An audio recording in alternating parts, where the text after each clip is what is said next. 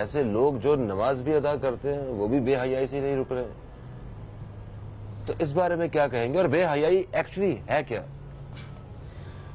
دراصل نماز جو بے حیائی سے روکتی ہے، اس کو سمجھنے کے لیے اگر مومن اس بات کو سمجھ لے کہ نماز مومن کی معراج ہے، اگر اس کو ڈیپلی سمجھ لے کہ میں نماز پڑھ رہا ہوں، میں کس سے باتیں کر رہا ہوں، میں کس کی تسبیح بیان کر رہا ہوں، میں کس کے آگے جھک رہا ہوں، جب اپنے باطن اور ظاہر دونوں کے ساتھ کامل طریقے سے بندہ اللہ کے حضور حاضر ہو جائے گا، تو پھر بے حیائی تو دور کی بات ہے، وہ چھوٹے چھوٹے گناہ بھی نہیں کرے گا.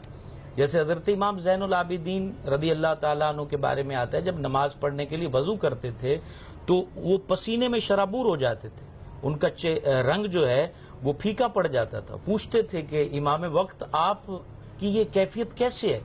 تو آپ فرماتے کہ میں اللہ کے دربار میں پیش ہونے جا رہا ہوں، تو مجھے وہ پیشی کا جو ڈر ہے اس وجہ سے مجھے یہ پسینہ آ رہا ہے. اب بے حیائی سے کیسے روکے گی؟ ہم تو نماز کے چور بن چکے ہیں، جاتے ہیں سجدہ ایسے کرتے ہیں جیسے کبوتر دانے چگ رہا ہوتا ہے، اور جو ہے وہ کامل طریقے سے وضو بھی نہیں کرتے، اور ٹھیک طریقے سے اس میں جو کلام مبارک ہے وہ بھی نہیں پڑھتے.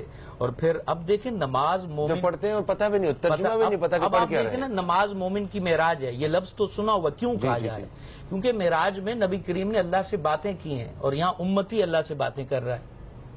کیسے کہہ رہا ہے؟ سبحانک اللہم، اے اللہ پاک ہے تو.